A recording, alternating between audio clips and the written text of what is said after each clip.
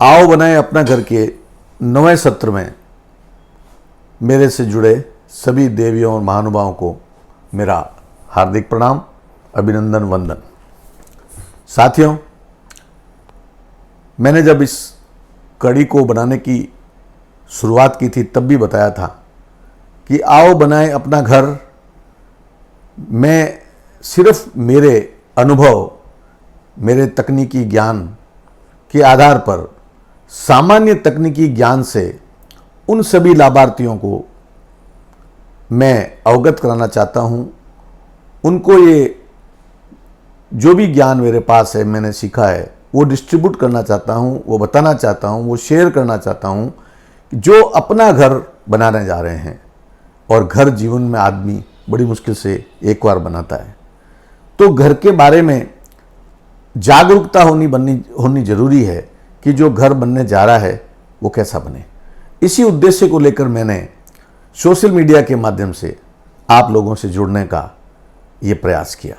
आज के इस 9वें सत्र में मैं भवन की अगली कड़ी, जिसमें पूर्व हमने ज़मीन का सिलेक्शन, नक्शा बनाना, उसकी आरसीसी की या जो भी स्ट्रक्चर की डिज़ाइन, ठेकेदार से संबंधित एग्रीमेंट और अन्य विषयों पर बात करी। आज अब हम भवन के निर्माण की प्रक्रिया शुरू करने जा रहे हैं, जिसमें पिछले एपिसोड में भवन की नींव की खुदाई तक का काम हमने पूरा कर लिया था। साथियों, अब निर्माण कार्य की गतिविधियां चालू होने वाली हैं। सबसे पहले उसमें आती है नींव, और नींव का मतलब होता है इंग्लिश में फाउंडेशन, शॉर्ट में हम कहते हैं फुटिंग। देवियों और सज्जनों, मैं इस कड़ी को चालू करने से पहले आपको थोड़ा सा अध्यात्म की तरफ ले जाना चाहता हूं कि भगवान ने जब ये सृष्टि बनाई तो आपने देखा होगा कि हर ग्रह नक्षत्र अपनी एक गुरुत्वाकर्षण शक्ति के साथ में ब्रह्मांड में उपस्थित हैं। ये बात एक वैज्ञानिक न्यूटन के द्वारा प्रतिपादित की गई थी, जब उन्होंने देखा कि एक पेड़ के ऊपर फल लगा हुआ है और वह स्वतः ही धरती पर गिर गया। न्यूटन को विश्वास नहीं हुआ कि ये क्यों गिरा, ये हवा में क्यों नहीं रह गया। ये सब बात इसलिए मैं कहने जा रहा हूं कि नींव की महत्वता को जानने से पहले हमें यह जानना जरूरी है कि हम जिस भवन को बनाने जा रहे हैं उसके लिए नींव कितनी महत्वपूर्ण है। साथियों, ये जो पृथ्वी का जो गुरुत्वाकर्षण शक्ति है, वो पृथ्वी के विरुद्ध, पृथ्वी की इस धरातल के ऊपर जितने भी जीव हैं, जितने भी स्ट्रक्चर हैं, जितने भी पेड़ पौधे हैं, सबकी तरफ मैं आपका ध्यान आकृष्ट करना चाहूंगा कि नींव अपने आप में कितनी महत्वपूर्ण है। भगवान ने प्रकृति दी है और अपना अंश रूपी जीव भी दिया है। उन दोनों को मिलकर ये सुंदर संसार बना है, और उसके रहने के लिए हम अपना घर बनाने जा रहे हैं। और उसमें भी नींव की महत्वता उतनी ही महत्व है जितनी आज मैं आपको इस बोर्ड पर 4 चित्रों के माध्यम से बताने जा रहा हूं। साथियों, जब अपन जानते हैं कि पृथ्वी से, धरातल से ऊपर जो भी कोई खड़ा होगा, तो भगवान ने उसको स्थायित्व देने के लिए अपना पांव दिया है। जैसे एक इंसान है, आपने देखा होगा कि 2 पांव हैं, लेकिन उसके साथ उसका पंजा भी है। आप सोचिए कि अगर ये पंजा ना हो तो क्या इंसान खाली 2 पांव के माध्यम से चल सकता है? वो जो नुकीले पांव अगर होंगे तो वो नहीं चल पाएगा। भगवान ने आपको ये पहले से ही प्रकृति के साथ में, जन्म के साथ में ये पांव दे दिए, इसलिए कि आप धरती पर चलेंगे, आपको गिरना नहीं है।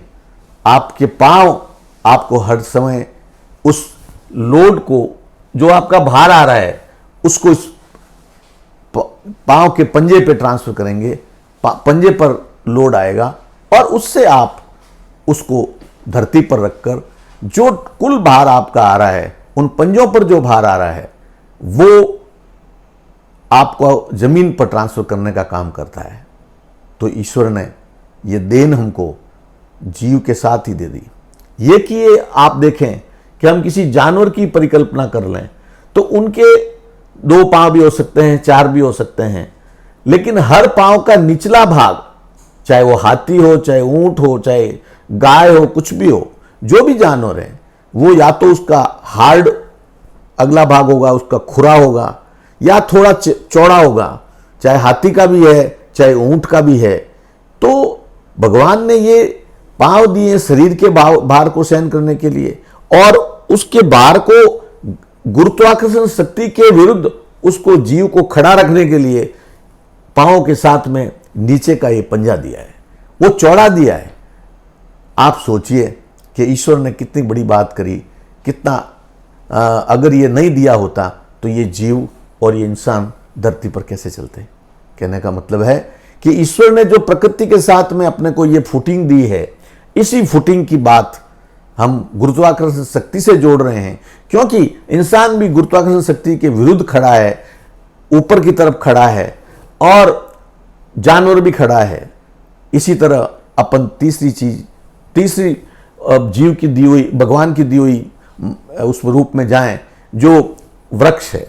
आप देखते हैं कि वृक्ष का तना जमीन से ऊपर जरूर है, पूरा वृक्ष ऊपर तक फैला हुआ है, लेकिन ये कभी नहीं सोचते, कभी ध्यान नहीं जाता है कि ये जो फैला हुआ पेड़ है, ये आंधी में, तूफान में, सब तरीके से खड़ा है, हमको ऑक्सीजन दे रहा है, और सब तरह की फूल फल सब्जियां दे रहा है, और हरियाली दे रहा है। ईश्वर की बड़ी देन है कि हरियाली के साथ हम जी रहे हैं। लेकिन ये कभी सोचने की जरूरत शायद एक कॉमन आदमी, साधारण व्यक्ति को जरूरत नहीं पड़ती है कि ये पेड़ सुरक्षित कैसे है। वो सुरक्षित इसकी वजह से है कि भगवान ने उस जमीन के अंदर उसको वो जो जड़ें दे दी है, वो जड़ें जैसे पेड़ ऊपर फैला हुआ है, वैसे कि वैसे उसकी जड़ें उसकी फैली हुई है। तो कहने का मतलब है कि पेड़ को भी भगवान ने स्थायित्व देने के लिए, क्योंकि वो भी गुरुत्वाकर्षण शक्ति के विरुद्ध खड़ा है, हवा का प्रेशर इसके ऊपर भी आएगा, बरसात का भी आएगा, आंधी तूफान का भी आएगा, पेड़ खड़ा रहेगा, और वो उसकी मजबूती के लिए ये तना और तना लेग का पेड़ पांव का काम करता है, और जड़ें उसकी फुटिंग का काम करती है। तो कहने का मतलब है कि प्रकृति इंसान के साथ में जो भी वनस्पति है उसको भी जड़ों के ऊपर आधारित करके बताया है। तो कहने का मतलब है नींव की जो महत्वता है, यहां मैं आपको गुरुत्वाकर्षण शक्ति के साथ में जोड़ के बता रहा हूं कि ईश्वर ने जो भी अपनी रचना की है, जिसमें जो भी वनस्पति है या जीव है, उनके सबके लिए जो सृष्टि में आए हैं, उनको स्थायित्व, उनको खड़ा रखने के लिए पांव दिए हैं, और पांव के लोड को, पांव के भार के माध्यम से पंजे के ऊपर लोड आएगा और वो जमीन पे आराम से चल सकेगा। ऐसी सुविधा भगवान ने दी है। और जो स्थायित्व वनस्पति है, जो स्थायी है, पेड़ पौधे हैं, जब तक जड़ में जान है, पेड़ पौधे कहीं नहीं जाएंगे। और जिस दिन ये जड़ कमजोर हो जाती है, कोई भी कारण रहता है, जिस दिन जड़ खोखला हो जाती है, उस दिन पेड़ भी स्थायी नहीं रहता है। तो कहने का मतलब है कि हम ये सोच लें कि हम अपना घर बनाने जा रहे हैं, वो भी प्रकृति के दृष्टिकोण को, इस तथ्य को, ईश्वर की दी हुई जो शक्ति है उसको ध्यान में रखते हुए अपने को सोचना चाहिए कि जब जानवरों के लिए और पेड़ पौधों के लिए और इंसान के लिए पांव की जितनी महत्वता है, उतने ही पांव की महत्वता मकान के लिए है। और वही हमारे नींव का प्रमुख भाग है, जिसको हम नींव कहते हैं। वो हमारे पांव की मजबूती है, उसके ऊपर ही हमारा भवन बना हुआ है। और वो भवन स्थायित्व को जब ही प्राप्त होगा, जब ही टिकेगा, जब हमारी नींव अच्छी होगी। कहने का मतलब है कि हम चाहे कितना ही अच्छा नक्शा बना लें, अच्छी प्लानिंग कर लें, लेकिन अगर हम निर्माण के समय हमारी इस नींव की जो निर्माण की जो शैली और जो उसका काम करने का जो तरीका है, इसकी भावना को समझते हुए हमने उसके नींव के काम को अगर साधारणतया से अपने ठेकेदार के ऊपर छोड़ दिया ये नहीं सोचा कि ये नींव कितनी महत्वपूर्ण है, ये बहुत बड़ा नुकसान आप अपना कर सकते हैं। मैंने आपको पहले ही बताया कि मैं सामान्य तकनीकी ज्ञान को आपको देना चाहता हूं, यही मेरा मूल उद्देश्य है। इसलिए मैंने प्रकृति को जोड़ते हुए नींव की महत्वता बताई है। तो नींव अपने आप में क्यों जरूरी है, ये मैंने बताया कि गुरुत्वाकर्षण शक्ति के विरुद्ध हम भवन बनाने जा रहे हैं, स्ट्रक्चर बनाने जा रहे हैं, तो उसका जो लोड आएगा, उसके जो कॉलम से या दीवार से जो लोड आएगा, वो जमीन के अंदर जाना जरूरी है। अंदर जाके उसकी जड़ों के रूप में हम फुटिंग प्रोवाइड करेंगे, हम स्टेप फुटिंग प्रोवाइड करेंगे, राफ्ट फुटिंग प्रोवाइड करेंगे। जो भी डिजाइन के अंदर, टेक्निकल डिजाइन के अंदर बनेगी, वो फुटिंग देंगे। लेकिन कुल मिला के बात यह है कि हमें यह समझना जरूरी है। मैं इस सत्र में सिर्फ और सिर्फ आपको यह अवगत कराना चाहता हूं कि मेरा मकसद यही है कि हर घर बनाने वाला व्यक्ति ये समझ ले कि मैं अच्छे से अच्छा भवन बनाऊं, लेकिन अगर नींव डालते समय उसने अगर कोई गलती कर दी या उसने अपना ध्यान नहीं रखा, तो मैं आपको ये दावे के साथ कहता हूं कि जो एजेंसी काम कर रही है नींव के अंदर, नींव का काम करते समय वो इतनी सतर्कता नहीं बरत रही है जितनी उसको बरतनी चाहिए, क्योंकि वो जानते हैं कि सबसे ज्यादा फायदा उसको नींव में होने वाला है। उसमें मटेरियल और क्वांटिटी और जिस स्पीड से वो काम कर देता है, वो सोचता है कि मकान मालिक तो मुझे लेआउट दे दिया और ड्राइंग दे दी, मुझे तो फटाफट नींव का काम कर देना है बस। या उसने गलती ये सोच लिया कि मुझे नींव में जितना फायदा है उतना और कहीं नहीं है। आपका ध्यान चूका और वहीं आप गलती कर बैठेंगे। आपके ऊपर के स्ट्रक्चर में कुछ भी बात बाद में आएगी, उसका असर नींव की वजह से होगा। और अगर अपन ने नींव के समय में ध्यान नहीं दिया तो हमारा भवन चाहे कितना ही सुंदर बन जाए, अगर कोई भी तरह की उसमें ऊपर क्रैक आएगी तो उसका कारण हमारे नीचे की नींव होगी। और आज के इस सत्र में मैं आपको नींव की महत्वता के साथ इसके निर्माण के बारे में आपको मैंने बताया कि क्यों ये इसकी फुटिंग चौड़ी होती है, वो प्रकृति से जोड़ के बताया है मैंने। इन बातों को आप ध्यान रखें। यही आज का सत्र है। अगले सत्र में अपन नींव की फुटिंग की निर्माण की बात करेंगे।